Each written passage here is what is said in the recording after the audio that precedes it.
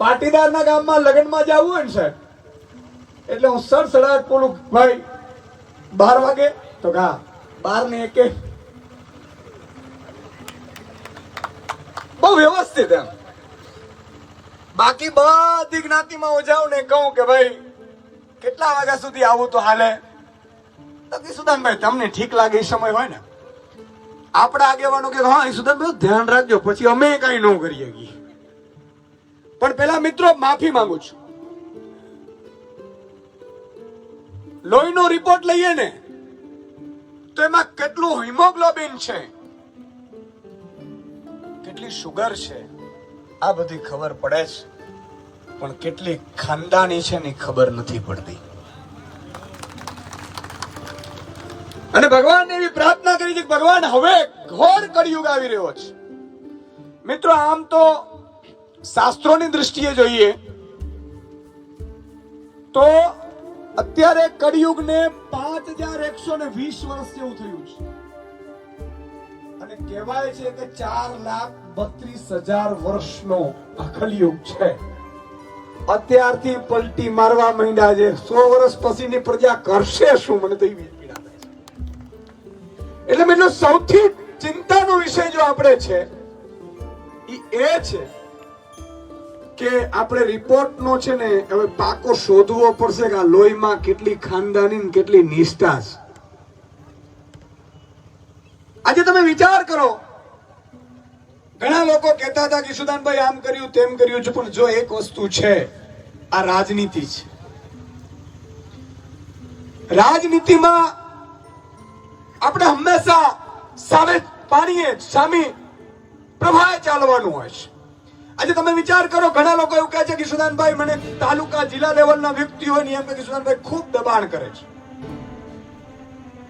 જ્ઞાતિના આગેવાનો દબાણ કરે છે. એને હું કહેતો હોઉં છું કે કોઈ દબાણ કરે કે તમારી દીકરી મારા દીકરાને પરણાવી દો તો પરણાવી દઈએ છીએ, તો કે ના, તો એને કહી દેવાનું કે પાર્ટીમાં હું જે પાર્ટીમાં મજબૂતાઈથી કામ કરું છું ને એ મારી દીકરીને માં કરતા વાલી છે, એની ઉપર નજર કરીને તો કાપી નાખીશું સાહેબ. આવશે ને ત્યાં પૂછ્યો, એની ચિંતા કરવાની જરૂર નથી. અને હું તો ત્યાં સુધી કહું છું, ભાજપ વાળા મને કહેતા હતા કે સુદાનભાઈ તમારો 5 નહીં રહેવા દઈએ. મેં કીધું એક ખાંગરું તો ખેરવી લો, હું પણ જોઈ લઉં કે તમારી છઠ્ઠીમાં કેટલું ધાવણ છે સાહેબ.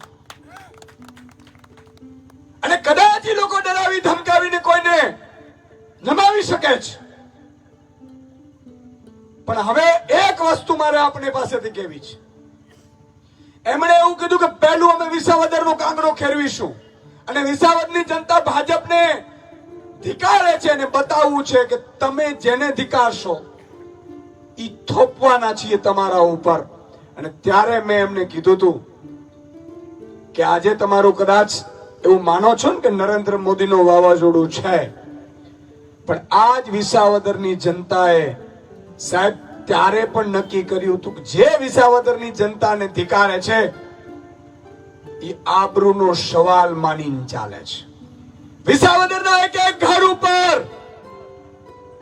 ભાજપે મિત્રો એની આબરૂ ઉપર હાથ નાખ્યો છે. આ સાચું કહું છું? હાથ ઊંચો કરીને કહો, સાચું કહું છું? મિત્રો આપણી આબરૂ ઉપર, મા બેન દીકરી ઉપર જેમ હાથ નાખે એમ ભાજપ વારંવાર આપણે મતદાનમાં એને પરચો બતાવીએ છીએ, એટલે આબરૂ ઉપર હાથ રાખ્યો. હું લલ્લુ પંજુઓથી આવે જાય એના ઉપર પડતો નથી, એના ઉપર મારો ભાષણ પણ ન હોઈ શકે, કોઈની પણ મજબૂરી હોઈ શકે છે. જ્યારે એક દિવસ પણ રહે એના માટે પણ હું એને આભાર માનું છું. તમે એક દિવસ રહ્યા, ભૂપતભાઈ નો આભાર માનું છું, 1 વર્ષ રહ્યા. મારે એના વિશે કોઈ બોલવું નથી. મારી લડાઈ છે ભાજપની સિસ્ટમ સામે. મેં એવું કીધું તું કે એક નહીં 5 ધારાસભ્યો હું કમલમમાં લઈને તમારે ત્યાં સામેથી આવીને જોડાવી દઉં, પણ તમારા બાપમાં તાકાત હોય તમારા ખેડૂતોનું દેવું માફ કરી દો. ચાલો, એક નહીં 5 ધારાસભ્યોને લઈ જાઓ. તમારામાં તાકાત હોય તો મારી માતા બેન દીકરીઓને જે મધ્યપ્રદેશમાં 3000 રૂપિયા મહિને આપો છો એમ આપીને બતાવો. પાંચે પાંચ ધારાસભ્યોને કહી દઉં કે આનો કમલમમાં હું તમને લઈ જાઉં, આ નપાટિયા હું તમને લેવા આવશે, શું તમને ઓફરો કરશે, પણ ભાજપમાં તાકાત હોય તો મારા એક એક નાગરિકનો વીમો કરી દો કે ખાનગી હોસ્પિટલમાં પણ 1 રૂપિયાની સેવા, 1 રૂપિયાનો પણ જે ફી નો લેવાય એવી વ્યવસ્થા કરી દો. 5 એવા કામ કરો. રાજનીતિમાં મારે આવવાની જરૂર શું છે સાહેબ? હું રાજનીતિનો માણસ નથી. મારા બાપ દાદામાં કોઈ દિવસ રાજનીતિમાં નથી, અને રાજનીતિમાં આવ્યો છું તો મેં મારી એટલી સ્થિતિ હતી એને પણ ખોઈ છે. મેં મારું પેકેજ ચીફ સેક્રેટરી નો હોય ને એટલું તો મારું પેકેજ હતું. હું ખાલી એક ઉદ્ઘાટનના લાખ રૂપિયા લેતો હતો ને હેલિકોપ્ટર થી મને બોલાવતા હતા ઉદ્ઘાટનમાં સાહેબ. પણ મેં એવું કીધું હતું કે હવેની જિંદગી ઈશ્વરે મને બધું આપી દીધું છે. મારે મારા માટે ક્યારેય જીવા, મને તમે સમજો તોય ઠીક છે, ગાળો આપો તોય ઠીક છે, મને એનાથી કોઈ ફરક નથી પડતો.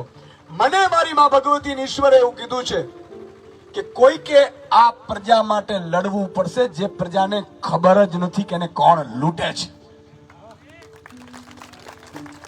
સાહેબ મને આજે બહુ દુઃખ થાય છે કે જે ખેડૂતો માટે હું લડી રહ્યો છું એ ખેડૂતો એવું મને કે ઈશુદાનભાઈ બીજું તો બરોબર છે પણ નરેન્દ્રભાઈ કામ સારું કરે છે. નરેન્દ્રભાઈ કેટલી બૂચ મારી ઈ તો જુઓ તમારી. એક ડુંગળીના હમણાં ભાવ નહોતા આવ્યા, નિકાસ નરેન્દ્રભાઈ મોદીએ બંધ કરાવી. કરાવી હતી કે નહોતી કરાવી? હાથ ખોખારો મારો, કરાવી હતી કે નહોતી કરાવી? મિત્રો, નરેન્દ્રભાઈ મોદીએ એવું કીધું ભાજપ વાળાએ કે સાહેબ અત્યારે નિકાસ બંધ કરશો, ખેડૂતો નારાજ થઈ જશે, ખેડૂતો મત નહીં આપે. ઈ કે મને ક્યાંથી મત લેવાની તો મને ખબર છે. અને નિકાસ બંધી કરી ડુંગળીની. જે ડુંગળીના ભાવ આસમાને હતા ખડડ નીચે આવી ગયા. અને તમને આશ્ચર્ય થશે મિત્રો, એક એક ખેડૂતને 2 લાખ રૂપિયાનું નુકસાન થયું. અને ઈ નરેન્દ્ર મોદી એમ કે હું 2000 ખાતામાં વધારે નાખી દઈશ એટલે આ જ ખેડૂત પછી મને મત આપવા આપી જશે.